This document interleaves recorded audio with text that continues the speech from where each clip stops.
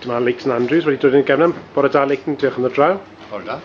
Felly'r cwestiwn cyntaf i chi, pa ieithoedd ych chi'n defnyddio yn eich bywyd chi o ddydd i ddydd? Wel, mae'n bwysig bod ni'n ffindio mwy o ffyrdd i helpu pobl yn defnyddio'r iaith yn y cymuned, tu allan y dosbarth, enghraifft, ar gyfer pobl ifanc.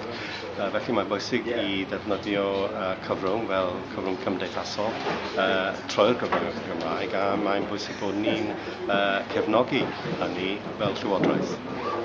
Diolch yn fawr. Ar ail gwestiwn i chi felly, yn yma'n babell cefnen y marhaciaeth yma heddi, sydd â chysylltiadau â Cymdeithas Iaith wrth gwrs.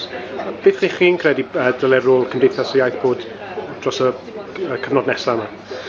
Wel, wrth gwrs bod mae Cymdeithas Iaith wedi chwarae rôl hanesyddol yn y gorffennol. Mae'n bwysig nawr bod mae'r sefydliad yn datblygu rôl newydd. Mae'n bwysig bod Cymdeithas yn cydweithio, dwi'n meddwl, gyda sefydliadau eraill fel mudiad newydd fel dyfodol a gweithio gyda Llywodraeth hefyd i annog mwy o bobl i defnyddio'r iaith ar-lein yn y cymuned a hefyd wrth gwrs tu allan y dosbarth ond yn y gweithio. Diolch yn fawr Leighton Andrews. Mwynhewch y Steddfod.